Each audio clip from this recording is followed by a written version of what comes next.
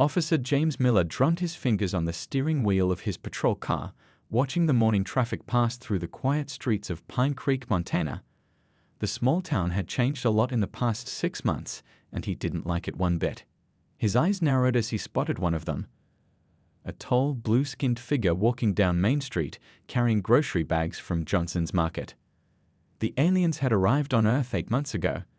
They called themselves refugees, claiming they were running from some big war in their part of space. World governments had welcomed them, talking about humanitarian aid and interstellar cooperation. Miller snorted at the thought. As far as he was concerned, Earth had enough problems without taking in space refugees. Pine Creek had been chosen as one of the settlement zones, partly because of its small population and partly because of the empty land outside town. The government had built simple housing units for about 50 alien families, and just like that, their quiet little town of 3,000 people had become an interstellar community. Miller started his car and began his morning patrol. The summer sun was already hot, making the air shimmer above the asphalt. As he drove past the alien settlement, he noticed their strange metal buildings gleaming in the sunlight. The structures looked out of place against the backdrop of Montana's mountains and pine forests. "Dispatch, this is Unit 17, beginning morning patrol of Sector 4, he spoke into his radio, deliberately driving slowly past the alien housing units. He didn't trust them. Their skin might be blue, but he'd dealt with enough troublemakers in his 15 years on the force to know that criminals came in all colors. Through his windshield, he watched 2 alien children playing with a human kid in one of the yards. They were throwing some kind of glowing ball that seemed to float in the air. Miller shook his head. Back in his day, kids played normal sports with normal balls that followed the laws of gravity. His radio crackled to life. Unit 17, he advised, we've had reports of unusual activity near the old Thompson farm. Possible trespassing. Copy that, dispatch. I'm heading there now. Miller turned his car around, tires crunching on the gravel road. The Thompson farm had been abandoned for years, but lately he'd gotten reports of strange lights there at night. He was sure the aliens were up to something. As he drove, Miller thought about how Pine Creek used to be. Everyone knew everyone else. People left their doors unlocked at night, and the biggest crime was usually teenagers stealing road signs for fun. Now they had beings from another planet living here, with their strange customs and even stranger technology. Last week, he tried to give one of them a ticket for speeding, only to discover their vehicles had some kind of automatic speed control that made it impossible for them to break the limit. The alien had politely explained the technology to him, making Miller feel like a fool. He hadn't liked that one bit. Pulling up to the Thompson farm, Miller noticed fresh tire tracks in the dirt driveway. They looked normal enough. Probably a regular car, not one of those hovering alien vehicles. He stepped out of his patrol car, adjusting his utility belt and checking his holster out of habit. The old farmhouse stood silent in the morning sun, its weathered boards and broken windows a testament to years of neglect. Miller pulled out his flashlight, even though it was broad daylight. Better to be prepared, especially these days. As he approached the house, he'd heard voices from inside. One sounded human, but the other had that distinct musical quality that all the aliens seemed to have. Miller's jaw tightened. He'd caught them doing something they shouldn't, he was sure of it. He reached for his radio. "Dispatch, Unit 17. I've got confirmed activity at the Thompson place, requesting backup." He didn't wait for a response before moving closer to the house. Whatever these aliens were up to, he was going to catch them in the act. What Officer Miller didn't notice was the small, dish-shaped drone hovering silently above the farmhouse, recording everything. The aliens weren't the only ones watching Pine Creek these days, and Miller's actions over the next few hours would set in motion events that would change not just his life, but the entire town's future. The afternoon sun beat down on Officer Miller's patrol car as he left the Thompson farm. He hadn't found anything concrete there, just some teenagers who'd run off when they heard him coming. But he was sure the aliens were using the old place for something. He just needed to prove it. A sleek black car caught his attention as it passed him going the other way. The windows were tinted dark, darker than the legal limit in Montana. Miller smiled and flipped on his lights. Finally, something he could act on. The black car pulled over smoothly, stopping perfectly on the shoulder of the road. Too perfectly, Miller thought. It had to be one of them. The aliens were always so precise about everything. He adjusted his body camera and stepped out of his patrol car, hand resting near his holster. "Step out of the vehicle," Miller called out, using his authoritative voice. The driver's door opened, and a tall, well-dressed black man stepped out. He wore an expensive suit that looked out of place in Pine Creek. "Is there a problem, officer?" the man asked calmly, his hands visible and away from his body. "Your windows are tinted above the legal limit," Miller said, moving closer. "Let me see your license and registration." The man reached slowly into his jacket and pulled out a wallet. "Officer, I'm Agent Robert Thompson with the Federal Bureau of Investigation." He held up a badge and ID card. "I'm here on official business." Miller's eyes narrowed. He'd seen plenty of fake IDs in his time, and this had to be one of the best. But there was no way a real FBI agent would be out here in Pine Creek. It had to be some kind of trick. "Sir, step away from the vehicle and put your hands on the hood," Miller ordered, his voice getting harder. "Officer Miller," Agent Thompson read the name tag. "I understand your caution, but you can verify my credentials by calling." "Hands on the hood now," Miller interrupted, drawing his weapon. "This is your final warning." Agent Thompson looked at Miller for a long moment, then slowly turned and placed his hands on the hood of his car. "Officer, you're making a serious mistake." "The only mistake here is you thinking you could fool a trained officer," Miller said, holstering his weapon and pulling out his handcuffs. "Fake federal credentials is a serious offense." As Miller began to cuff him, Thompson spoke calmly. "Your body camera is recording this, correct?" "Of course it is. Department policy." "Good," Thompson said. "That will make things easier later." Miller roughly patted Thompson down, finding a phone and what looked like another recording device. He confiscated both, along with the badge and ID. "We'll see what's real once we get to the station." From the nearby fields, several aliens watched the scene unfold. They held up their personal devices, recording everything with technology far more advanced than any human camera. They'd been documenting incidents like this for months, building a database of human law enforcement interactions. "Get in the back," Miller ordered, opening his patrol car's rear door. Thompson complied without resistance, his face calm and composed. As Miller got back in his car, he heard Thompson speak from the back seat. "Officer Miller, I want you to think very carefully about your next actions. There's still time to handle this professionally." "Save it for the station," Miller snapped, starting the car. He'd caught someone trying to impersonate a federal agent. This would be the biggest arrest of his career. Maybe now people would start taking his warnings about outsiders seriously. What Miller didn't know was that 3 different cameras were recording this moment: his body camera, Thompson's hidden device, and the alien's technology. In less than an hour, the footage would reach the FBI field office in Helena. In 2 hours, it would be on the desk of the Bureau's assistant director. And by sunset, Miller's world would be turned upside down. As they drove toward the station, Thompson made one call from memory. The phone in Miller's front pocket rang, but he ignored it. It was the first of 17 calls he would miss in the next hour, calls that could have prevented what was about to happen. The Pine Creek police station was small, with just 3 holding cells and a handful of desks.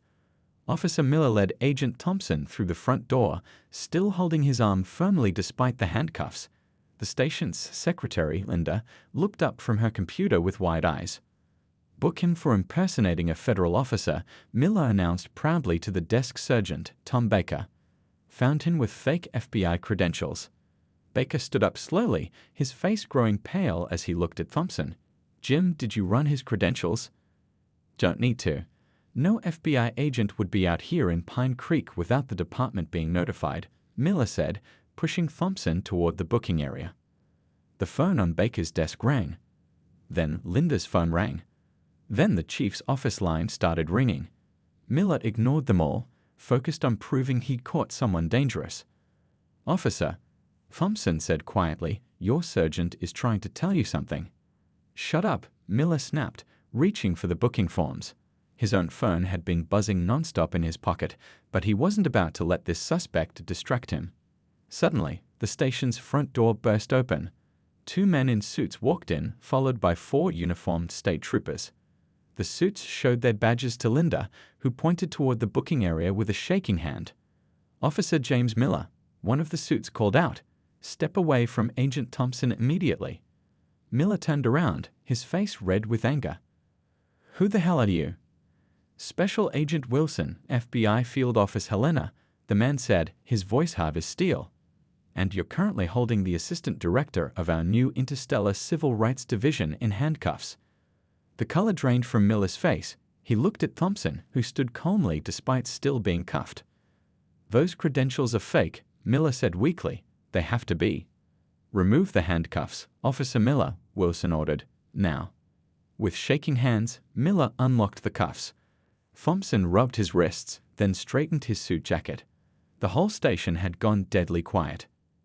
"Agent Wilson," Thompson said, his voice professional and controlled, "please read Officer Miller his rights. He's under arrest for civil rights violations, assault on a federal officer, and false imprisonment." Miller backed away. "You can't do this. I was just doing my job." "Your job?" Thompson finally showed emotion, his voice sharp. "Your job was to serve and protect. Instead, you've spent months harassing legal residents of this town, both human and alien. We have documentation of 37 incidents of misconduct." The state troopers moved forward, and Miller felt cold metal as handcuffs were placed on his wrists. His body camera was removed as evidence. Outside the station, a small crowd had gathered. The aliens who had recorded the traffic stop were there, along with several human residents. Their devices continued to record everything. "Chief Rogers," Thompson called out to Pine Creek's police chief, who had emerged from his office. "We'll need your department's complete records. The civil rights investigation now extends to the entire force." Miller watched in shock as his world fell apart. His fellow officers wouldn't meet his eyes. Through the station window, he could see news vans pulling up outside. "I did everything by the book," Miller protested as the troopers led him toward the door. Thompson stepped in front of him. "The book changed, Officer Miller. Earth is part of a larger community now. The laws protecting civil rights cover every sentient being, regardless of what planet they come from. Your by-the-book actions have just made Pine Creek the center of the first interstellar civil rights case in human history." As Miller was led outside, he saw the alien witnesses lowering their recording devices. One of them, an elder in their community, looked at him with what could only be described as pity. That look would haunt Miller for years to come. Inside the station, Thompson turned to Wilson. "Get me everything they have on the Thompson Farm investigation. I want to know what Officer Miller was really looking for out there this morning." The storm Miller had started was only beginning to gather. By nightfall, Pine Creek would never be the same. The FBI command center hummed with activity inside Pine Creek's small community center. Agents had transformed the building into a temporary headquarters within hours. Large screens displayed maps, data, and video footage from various sources. Agent Thompson stood in front of the main screen, watching Miller's body camera footage for the third time. Behind him, a team of analysts worked through stacks of police reports and complaint files. "Sir," Agent Wilson called out, holding up a tablet. "You need to see this. The aliens' footage from the Thompson farm this morning shows something interesting." The screen switched to crystal-clear video taken by alien technology. The image quality made human cameras look like toys in comparison. The footage showed Miller approaching the old farmhouse, but it also showed something he hadn't seen, a hidden entrance behind the building. What were they doing out there? Thompson wondered aloud, leaning closer to the screen. According to local records, the farm was bought 3 months ago by a shell company, Wilson explained. "We traced it back to a group of anti-alien activists. They've been buying properties near refugee settlements across the country." Thompson's phone buzzed. The caller ID showed it was the FBI director himself. "Thompson here," he answered, stepping away from the screens.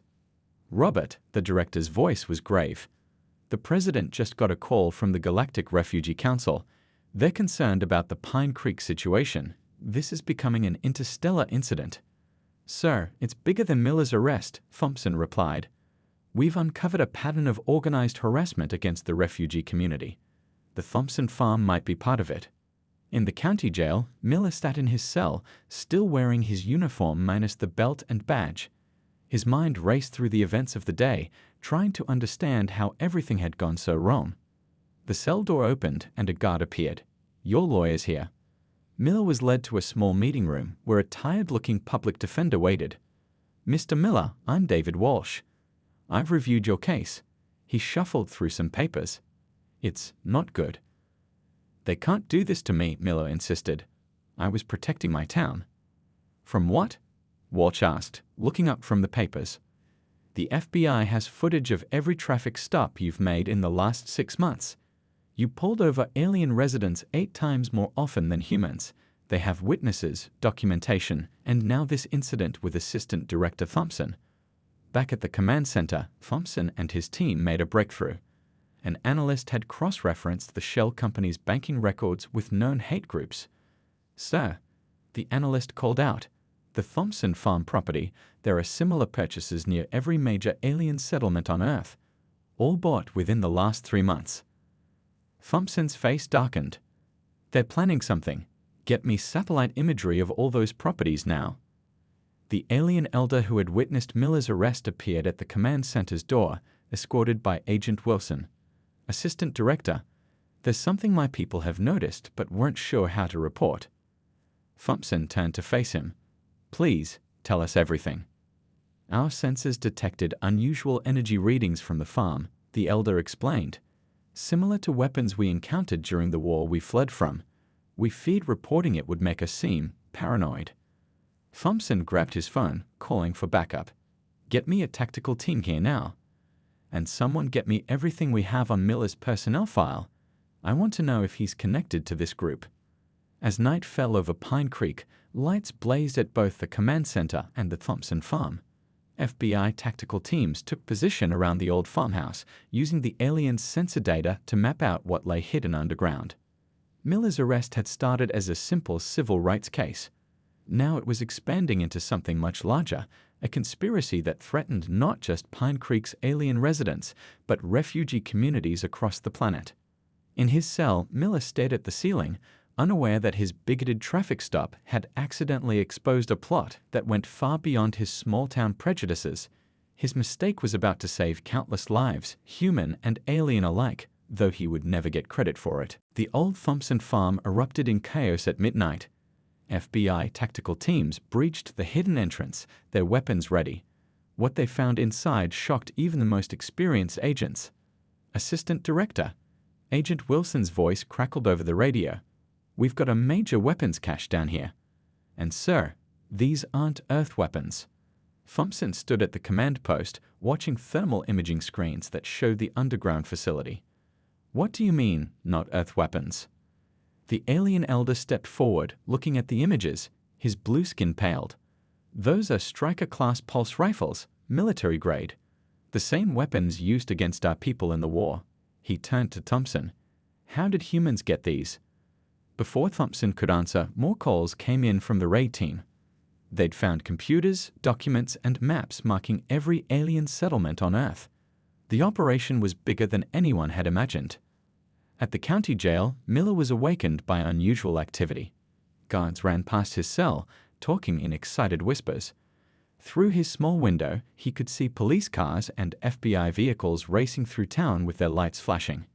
His lawyer, Walsh, arrived looking even more tired than before. "Things have changed, Mr. Miller. The FBI wants to talk to you." "About what?" Miller asked, confused. "About your morning patrol at the Thompson farm. They think you might have accidentally stumbled onto something big. They're offering a deal." In the jail's interview room, Thompson sat across from Miller.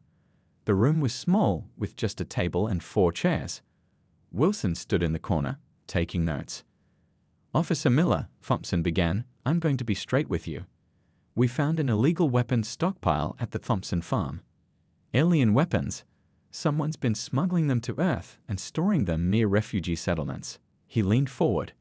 "Did you know about this?" Miller's face showed genuine shock. "What? No. I saw lights there sometimes at night. Thought the aliens were up to something." "The aliens weren't up to anything," Wilson cut in. "They were trying to warn us. Their sensors detected the weapons, but after the way your department treated them, They were afraid to come forward. Miller sat back, his world spinning. Everything he thought he knew was being turned upside down. Thompson pulled out some photos. These men were caught on camera entering the farm last week. Do you recognize any of them? Miller looked at the pictures. His face went pale. That's Jack Reynolds. He's been staying at the Pine Creek Motel. Said he was a real estate developer. Miller swallowed hard. He bought me drinks a few times, asked a lot of questions about the alien settlement's security. Jack Reynolds is an alias, Thompson explained. He's part of a group called Earth First. They've been planning coordinated attacks on alien settlements across the country. Your morning patrol spooked them. They thought their operation was blown. Miller felt sick. He'd been so focused on his prejudices against the aliens that he'd missed the real threat right in front of him. I didn't know, he whispered. No, you didn't, Thompson agreed. Your bigotry made you look in the wrong direction. But right now, I need your help. Reynolds trusts you. We need to know everything he told you, every detail you can remember. Outside the jail, the alien community had gathered along with human residents.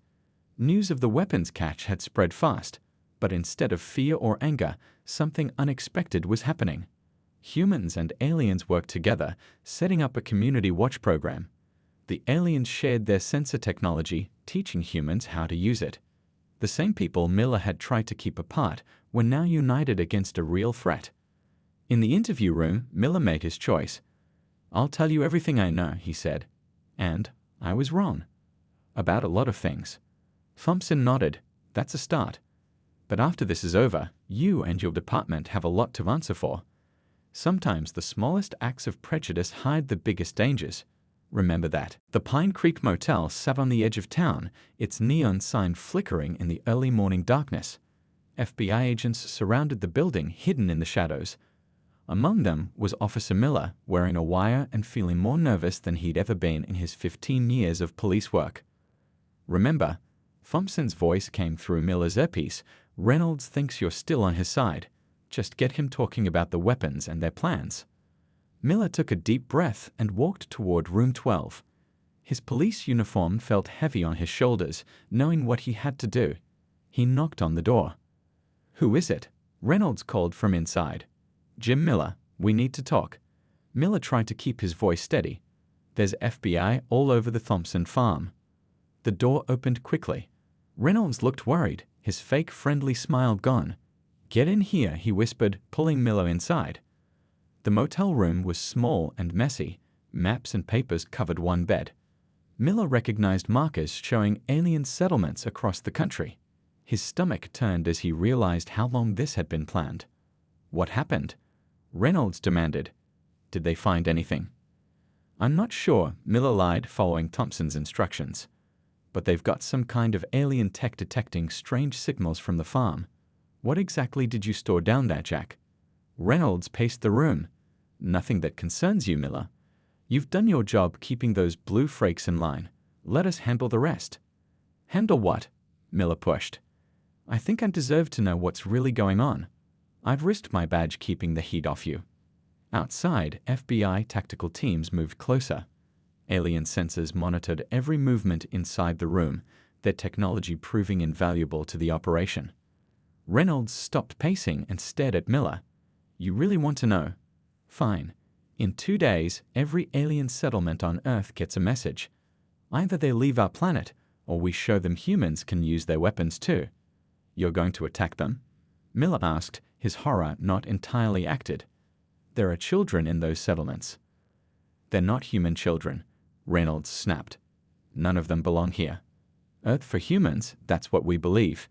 And after tomorrow, they'll believe it too. Miller's earpiece crackled. We've got enough, Thompson's voice said. Get out of there. But before Miller could move, Reynolds narrowed his eyes. You know what's funny? I just remembered something. This morning, you arrested some FBI agent. But here you are saying FBI is at the farm. How did you know that if you're in jail? Miller's blood ran cold. Reynolds reached behind his back. Now. Thompson's voice shouted in the earpiece. The motel room's window and door burst open simultaneously. FBI agents poured in, weapons raised. Reynolds was tackled before he could draw his gun. Miller stumbled back against the wall, his heart pounding. "James Reynolds," Thompson announced, walking into the room, "you're under arrest for weapons smuggling, conspiracy, and planning terrorist acts against protected refugees." As agents led Reynolds away, he spat at Miller. "Race traitor." Miller stood straight. "No, just finally doing my real job, protecting and serving everyone." The raid netted more than just Reynolds. Across the country, FBI teams hit 12 similar locations simultaneously. They found weapons caches at each site, along with more Earth First members. The alien settlements were saved before they even knew they were in danger. Back at the command center, Thompson looked over the evidence boards. "Good work today, Miller," he said without looking up. "I'm still going to face charges, aren't I?" Miller asked quietly. "Yes." Thompson turned to face him. "Your actions earlier were wrong, even if you helped us now. But," he paused, "I'll make sure the court knows about your cooperation." Outside, the sun was rising over Pine Creek.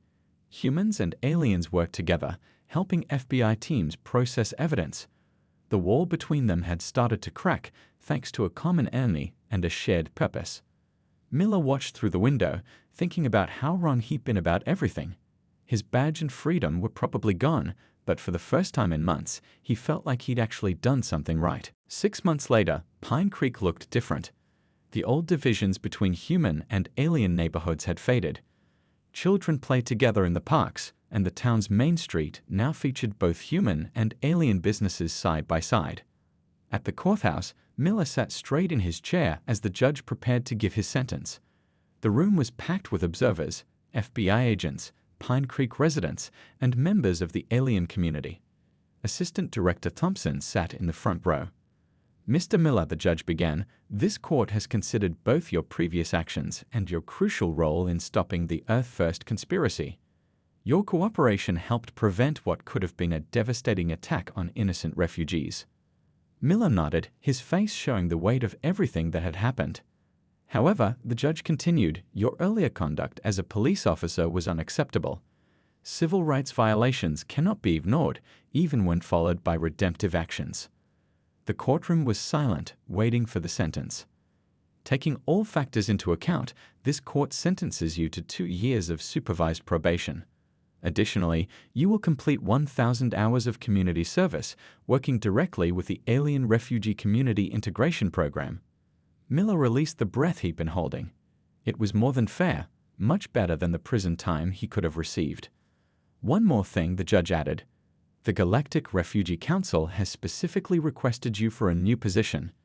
They believe your experience could help prevent similar incidents in other communities. Would you be interested in such a role?" Miller looked surprised. He turned to see the alien elder who had witnessed his arrest nodding encouragingly.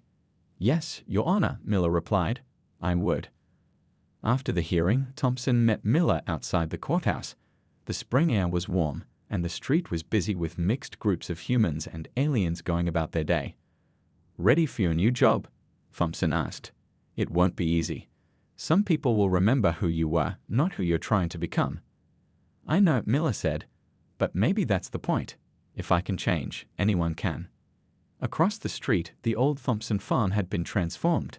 The underground weapon bunker was now an education center, where both species learned about each other's cultures. The aliens had installed their advanced security sensors around town, but now they were operated by a joint human-alien security team. "The Earth First trials start next month," Thompson said, watching a group of alien children walk past with their human friends. "Reynolds and his people are facing serious charges. Your testimony will be crucial." "I'll be there," Miller promised. "They need to understand what I finally learned. We're all just people trying to live our lives. Doesn't matter what planet we're from." Later that day, Miller attended his first community integration meeting. The room was filled with humans and aliens working together on various projects. The alien elder who had shown him pity during his arrest was now his supervisor. "We have all made mistakes," the elder told him as they reviewed plans for a new joint community center. "The measure of a person, any person from any world, is not in never falling, but in how they rise after a fall." Miller looked around the room. 6 months ago, he would have seen enemies and threats. Now he saw neighbors, colleagues, and maybe even friends. His badge was gone, but somehow he felt more like a real protector of his community than ever before. Outside the window, Pine Creek's welcome sign had been updated. Below the population count, new words had been added. Earth's first integrated human-alien community. The sign had been Miller's first community service project, a small step toward making things right. As the meeting continued, news came in from other towns across America. More communities were adopting the Pine Creek model of integration. The very place that had almost become a battleground was now leading the way toward a better future. Miller smiled, thinking about how sometimes the biggest changes start with the smallest steps, even if those steps begin by walking in the wrong direction.